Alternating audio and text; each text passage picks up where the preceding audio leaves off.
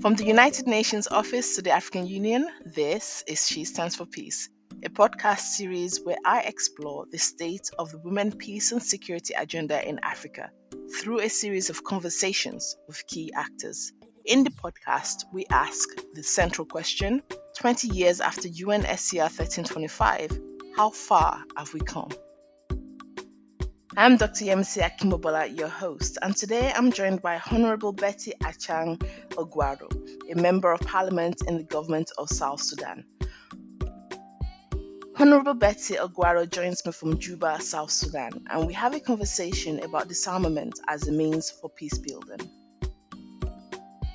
Honorable Betty Ogwaro, it's a pleasure to speak with you today. Now, you've done a lot of work around the representation of women in politics and peace building. For example, you were one of the women leaders who successfully negotiated for a 25% representation of women at all levels of governance in South Sudan as part of the Comprehensive Peace Agreement.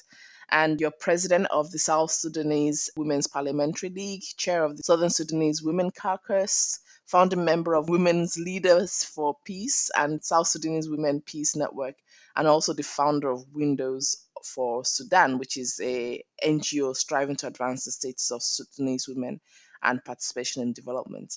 So talk us through your journey in promoting the representation of women in South Sudan. Thank you so much for having me. It's a pleasure to talk to you today and to the audience. My interest in seeing women participating at all levels, whether it is in development, education, whatever, actually, I think it was inbuilt right from their home because my parents always wanted us to be equal, whether you are a boy or a girl. We do equal work. Even boys were cooking at home, cleaning, carrying water, because he said later in life you will need this to sustain yourself. So as I grew up with that idea that there should be equality. Women cannot be treated differently. And I think the passion came more and more when I went to the university. I saw that the university association was mainly male. They decided for the students. And then I said, where are the women? They will name one woman and they will make her a secretary. I say, no, let us also gather up and we take the leadership of the university association. So I started mobilizing the women, and initially women were saying, no, you see, this is not a work for us girls. And I said, this now work for boys or for girls. So I felt that it was necessary that women actually begin to see themselves in the roles of development. Then after graduation, it became more and more because as I graduated in 1988 from my first degree, the country was already in war in South Sudan. It was still peaceful, but it was beginning to break. Then I saw an opportunity to mobilize the women to say, let us mobilize for peace before we go back into war. So we started to now mobilizing ourselves as women, talking to the leaders, talking to the men, and saying, okay, if there is a meeting, we want also to be part of it, because usually men meet alone. And we gathered momentum actually, and we managed also to push some women into parliament, especially the parliament in Khartoum, because that was the main parliament. So some of them, like Mama Agnes Lukudu, I can mention her name, we pushed her to the parliament to represent South Sudanese, first of all, but also to represent women. And she became very strong. Then she was appointed the first female governor in Equatoria region. It was a tough job, but the women gathered around her and said, we will support you in this. And then I myself began to develop interest to work in the political arena, but from the side until the community pushed me in. So when 2005 agreement was signed, and then the government started asking communities to nominate people to represent them in the different parliaments, the parliament of Southern Sudan at the time, and then the parliament in Khartoum. I was in UK a refugee, and then I had a call from the community was having a meeting, and they say, you know what, Betty, we are in a meeting here. The government wants us to send representatives to the parliament, and everybody has mentioned that they would like you to represent at least Magui County. Then I thought about it, and I said, okay, if the community says so, I will agree. Then I went to the parliament, sworn in, and we started to work. But immediately I started seeing the discrepancies where women are not really given the opportunities to represent. Then I look at those men who are appointed in those positions and I say, they are not better than us. eh. Why do we allow them to go? And we negotiated for this 25%. So I raised the issue in the parliament that, yes, the CPA already put the 25% minimum representation of women at all levels. But we need to translate this into our constitution. And it is good that we are now amending the constitution of South Sudan. And we mobilized in the parliament, and Maine also agreed with us. So we put the 25% in the constitution. So it became a constitutional law. But then also came 2009 when they were making the laws for the elections.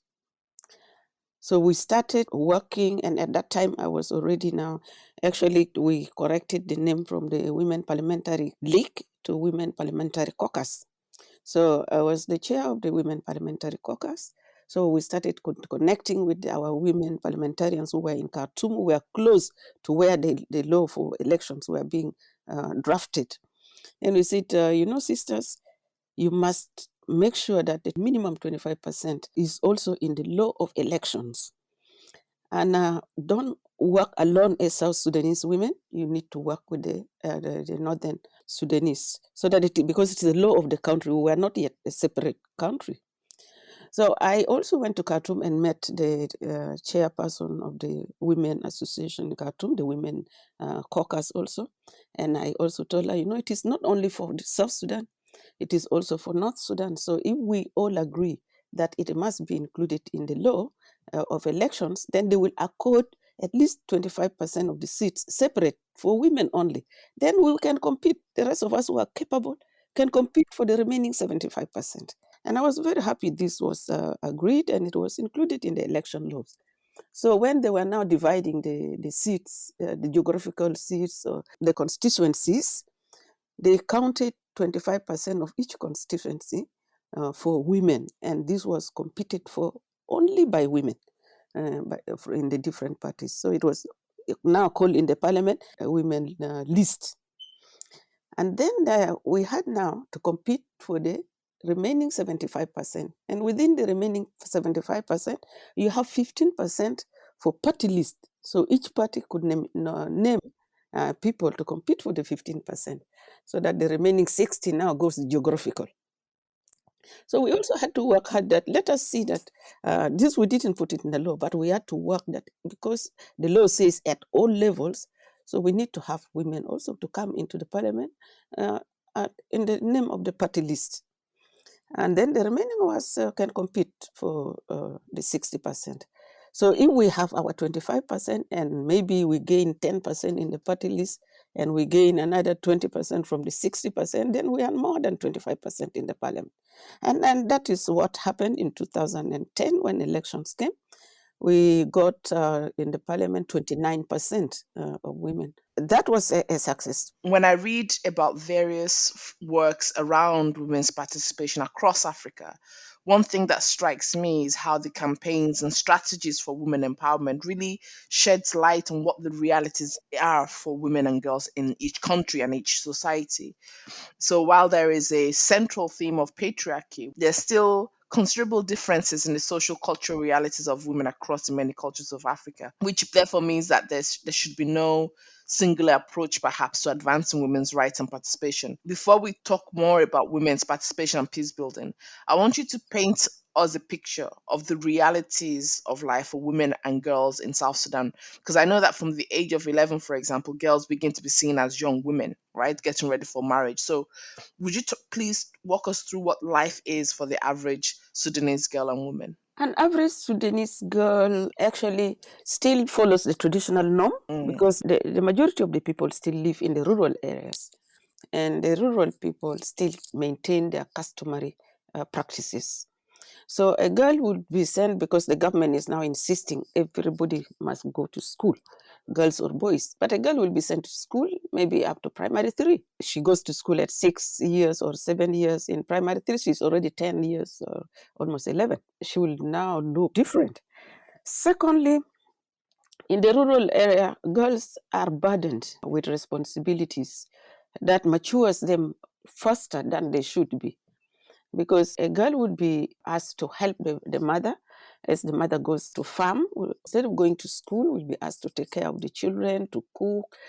And then you will see that this girl begins to take responsibility even bigger than her age. And she begins to mature in her mind, in her behavior, faster than a girl of the same age in a different country or in a different setting.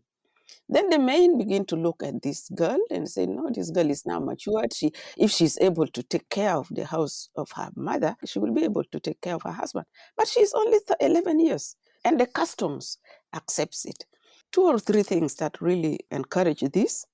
One, that if the parents are poor, they would encourage the girl to be married off so that they get some support from the in-laws, because normally in-laws would help in farming. So girls were really being married off for the support of the in-laws to this family. Secondly, families also begin to fear that if this girl is not married off, she might get pregnant and it will be a shame on the family.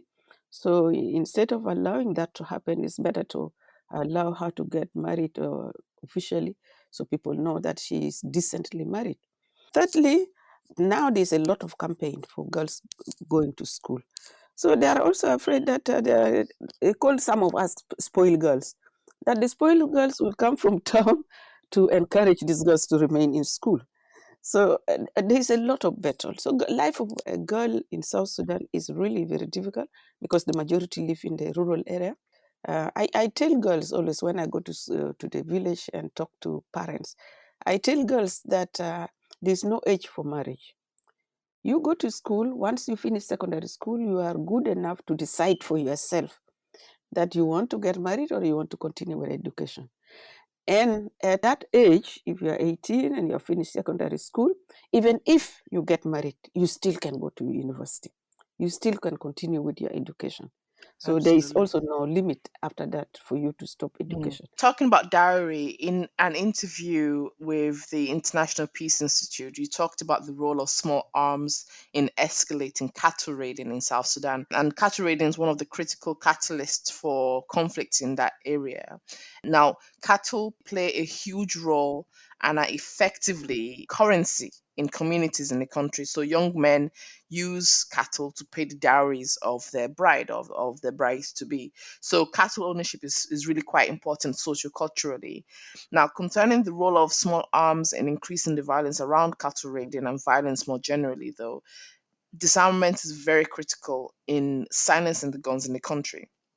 So, reflecting on the various attempts at disarmament in South Sudan, what do you see as the gaps and areas that need review in approaches towards disarmament if they are to be truly successful, particularly when we look at these approaches with the lens of cultural norms, like things like, cattle for dowry and local cultural norms compared with the kind of wider policy objectives of disarmament? Cattle raiding in the past, it used to be with the cattle keeping communities, but it was only a cultural practice to fill the gaps.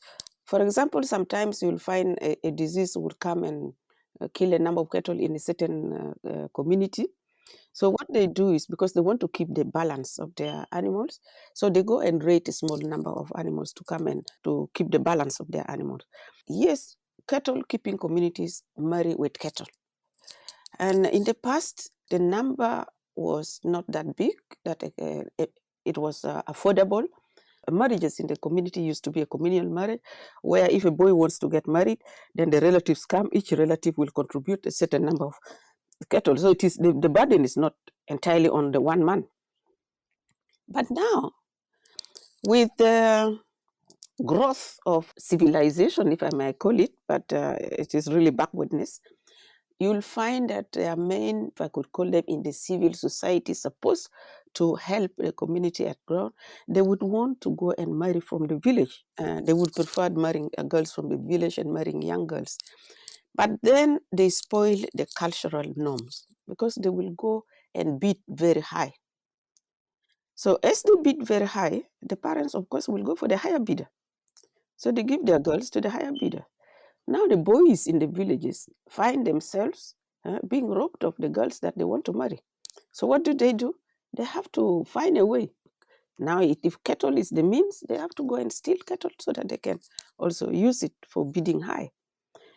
But raiding cattle with sticks and bow and arrow is not feasible. So now, with the war in South Sudan, which encouraged a lot of arms, now the people use the weapons to raid. So they raid in big numbers, they have the weapons. So if you want to follow your cattle, you have to be equally prepared and equally armed. And that is a big problem that South Sudan faces. One, we don't have the leadership courage to implement the policies that talks about carrying arms because these policies are there. Secondly, we should have a police to help the community, to guard the community. South Sudan does not have a high number of policemen. So you find that in some communities it's the army that is roaming around in the name of protecting the community. But all these army men carrying arms. And then they also give on the arms to the people who protect their cattle. Most cattle keepers who are living in town, they have cattle in the villages, but they have people who take care of the cattle in the villages. But how would these people take care of the cattle and take care of their lives if they don't have arms? So you find that the people in the town are buying arms and sending them home. Thirdly, the continuous rebellion in South Sudan has encouraged continuous flow of arms in South Sudan. Our borders are open and we are surrounded by so many countries. All those other countries have their problems. They are also in conflict, so they also have arms. So you find that hands are changing. Sometimes arms from the neighboring countries are flowing in because they need either money or they need cattle. So there is barter trade going on and there is also cash trade going on. But a lot of the arms are coming in South Sudan. And I could say South Sudan may have the highest number of whether small arms or big arms in Africa. Everybody in a home, in a cattle keeping community, everybody has not less than 5 guns, ranging from small arms to pistols. There are even cattle keepers are now having very sophisticated guns. And members of parliament were asking the government, how can these cattle keepers have these sophisticated guns and you, the military, cannot control the flow of these guns to the community? So there is the biggest gap is the leadership to strengthen and implement the policies that are there. I mean, the picture you've painted there of the culture, of the life of a young girl, of the flow of arms really demonstrates perhaps why the agreement is still so fragile and the implementation has been, taking so long. Now, I know that within the agreement, there's a provision for disarmament and demobilization and reintegration of ex combatants. And this was identified in the CPA as an essential part of implementing the agreement. And the agreement also divided the ceasefire into 4 phases. So disarmament was part of phase one. What I found interesting in the agreement's approach to implementing DDR was its recognition of the centrality of civil efforts in achieving this. And I think the picture you've painted there demonstrates why. So, for example, in the agreement, they wrote that DDR is mostly a civilian process, although the military input is vital. So, there's a focus on the civilian role here around demobilization and reintegration. Now, the peace agreement itself has had many challenges of implementation. So, reflecting on the journey so far for full implementation and the ambitions of the agreement for disarmament, what would you like to see stakeholders involved in the peace process do differently? First of all, by saying that the agreement is a civilian process is true in a way because the civilians don't trust the army. They don't trust the government. So the process should be in their hands. Secondly, I tried when I was in Torit, where I was a minister in Torit, the government in Torit decided to disarm. And then the community was saying, yes, we agree, you can we can hand back the arms, because the UN was helping to buy actually back the arms, so that they are given the incentive for giving back their arms. And then the community was saying, if you are doing this, it must be total at the same time. Yeah, you cannot do bit by bit. You cannot do one community, then tomorrow you move to another community. Because once you get rid of arms from one community, the community that still have arms will come and attack and raid cattle of the community where you have removed the arms. So it became challenging. Yes, the community, we talk to them. We even encourage women to tell us whether their household have guns, and we told them the problem guns cause in the community. Then when they bring their guns to take the benefit, they will bring an old, maybe useless gun. Or if they have 5, they will bring you one and they say, this is the only one I have. Yeah. They take that benefit, but you see, next day, this family or this man is carrying a gun. You say, but yesterday you handed in your gun. Where is this one from? You see, so you see, every community have like 5. How do you get rid of all those 5 or 2 or 3 from each community? And then how can you disarm all the communities at the same time? One, you don't have the manpower to do it. It will not be possible and will not be feasible. 2, you will not have the funding to fund the police to do it. 3, you don't have the police. You still need to train a lot of police to send them to the communities. So communities have to be educated. The stakeholders have to take a lot of responsibilities to raise awareness among the communities that really we need peace. And we cannot have peace if we have guns in our hands. Because in the past we didn't have any fear among ourselves. So now why are we suddenly afraid of each other? You see, so this need for a lot of awareness raising, and this is where civil society are very instrumental, because the community actually listen to civil society more than they listen to the government. So the civil society have to do to pave the way, then the government would come in. Yeah, we need the stakeholders to help build civil societies who will go into the community to raise awareness of the danger, to raise awareness of the importance of disarmament, to also help them, train them to have alternative livelihood, because that is another problem we have. I wanted to touch briefly there on the role of civil society. Is the government and is the environment supporting civil society organizations enough? And what would you like to see them do to really enhance the role and the importance of civil society in the peace agreement in South Sudan? Initially, the government did not agree with civil society, because also initially civil society was like, the government is doing wrong, the government, it was blame, blame, blame, blame. But now, what I see, the civil society have improved. Since the civil society were allowed to join the peace negotiation, the 2018 peace negotiation, since the civil society were allowed to join the peace negotiation, the relationship between the government and the civil society improved massively. Now the government is encouraging civil society to carry on work within the communities. Because you will hear civil society blaming the government for not doing the right thing, but they will also give the alternative. They will also suggest that, you are actually going wrong, A, B, C, D. If you do this, it will improve. So it is not just blame game only, but also blame and suggest. Now, we are encouraging civil society to work hand in hand with the government at all levels, to work hand in hand with the government. So the government have created, most ministries created groups within their ministries, and they also invite civil society to be members of those, where they discuss and suggest the best way to quieten a certain conflict in a certain area, and the best way to bring peace. So now there's more acceptance of civil society than before. The only thing that is not happening is that the government is not financing civil society. And also civil society now, whatever they are doing, if they go into a community, they bring report that they submit to the government. They put up the reports, open reports. So government read their report. It is no longer secret that the civil society circulate only information among themselves. So they put up the information so that the government sees what is happening in the community, because the government does not reach everywhere.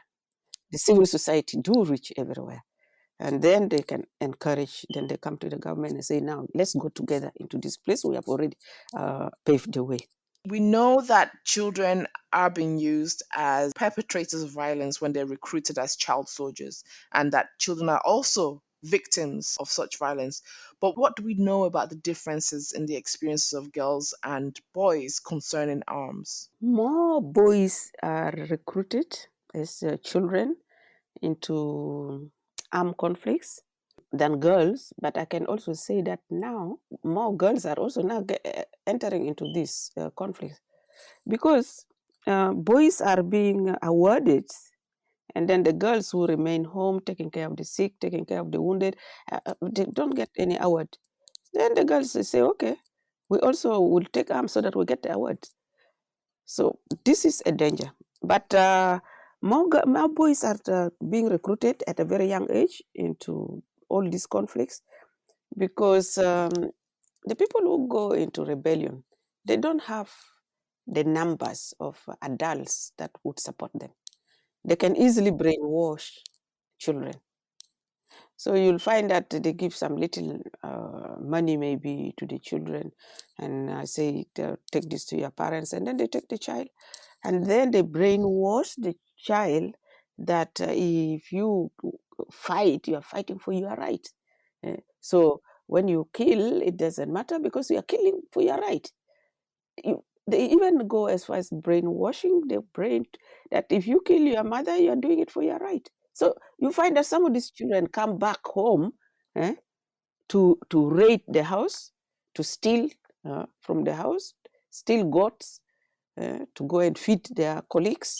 You see, this is all because of their brainwashing. I was in the negotiation of the LRA when the government of South Sudan was negotiating with the government of Uganda. I was one of the 5 mediators. Then, when we went and followed Joseph Kony to the border of Congo and South Sudan, the thing that I saw there, I I was really disturbed. The military, the LRA military who met us first, were all children. The leaders were adults, but the rest were really children between the age of 12 and 18. You mentioned awards a few times. What do you mean by these awards? Who gives awards to these people? Well, the government of the day gives award to the people. Let's take, for example, when Riek Machar rebelled, when he came back with his team, he was awarded by making him the vice president. He was awarded by giving, he negotiated certain positions for his the groups, and they were given. So there were other people who were with him in the bush, who they supported him, but when they saw that award was given only to the top leadership, what did they do? They went and rebelled. So the government had to negotiate with them separately. So these awards are, I would say it is supposed to be a good thing to calm them down, but yeah, it is being abused. It is being abused. But the president actually is trying to do his best to quieten them, to calm them, so that there is peace. So when they demand, he says, "Okay, if it brings peace, let us do it." But then another group will say, "Okay, if that is the way, then also we will go. We will also rebel." As we round up the interview, then, silencing the guns in Africa by 2020 was a big flagship campaign, an agenda by the African Union. And then, well, we're beyond 2020 now. And while there is some progress in stabilizing conflict areas, the guns are not fully silenced on the continent. So, speaking in the context of disarmament and women's participation from your perspective in South Sudan, what would you like to see member states and the African Union and other agencies who are part of the peace process do differently so that the guns can be silenced in South Sudan? Silencing the guns in South Sudan is crucial, is necessary, it is urgent, but will take a bit of time and will take a bit of effort. First of all, as I said before, we need to continue to raise awareness, continue to speak against holding guns, continues to educate the community and change their mindset that you can get what you want not through by the barrels of the gun but through negotiation. So this has to happen. And then secondly, we need to increase the training of police so that we have more police that are in all the payams and bomas, not only in the headquarters. So the training of police is very crucial, and training of police should happen in every state. And to me, also, what I would want to see differently is that if you train police, it shouldn't be that you only train police of a local area and place them in that local area. It would be important to take them around the country so that they are not only working within their communities.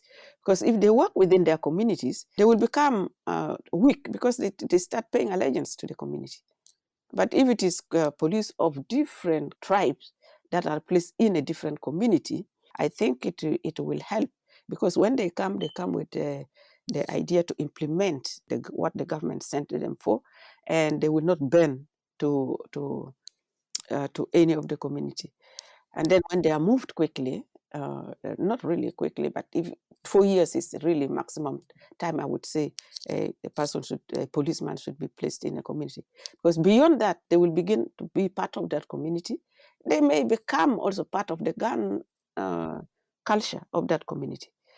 So for things to really happen, that we have peace in South Sudan, that we can get rid of guns from the hands of the people, that we can see children back into school, the government must implement the laws that are being passed by the Legislative Assembly. Yeah. Brilliant. Thank you so much, Honorable Ogwaro. Now, we've talked about your work, your expertise, your reflections on the situation in South Sudan. So, to end the interview, can you tell us something interesting about you that people can't find on Google? A lot of things that people find on Google, some of them are not correct, and I don't know who put them. And some of them needs updating. For example, the parliamentary caucus, it started as a parliamentary league, but now it is a parliamentary caucus that needs to be updated. I'm a very humble person. I work with everybody. I encourage everybody, but peace is my goal. I want to see peace in South Sudan. I want to encourage every South Sudanese to be a peace-loving person and live in peace with each other. And I want to see South Sudan peaceful, progressive, and we need to stop this dishonesty, stealing from the state by a few people. So my goal is to see peace in South Sudan. Brilliant. Perfect. Thank Thank you you. so much for doing the interview. You have been listening to She Stands for Peace, the podcast series that explores the state of the women, peace, and security agenda in Africa, asking the central question 20 years after UNSCR 1325, how far have we come? I'm Dr. Yemisi Akimbobola, your host, and this podcast was produced by the United Nations Office to the African Union with the generous support of the Norwegian Ministry of Foreign Affairs.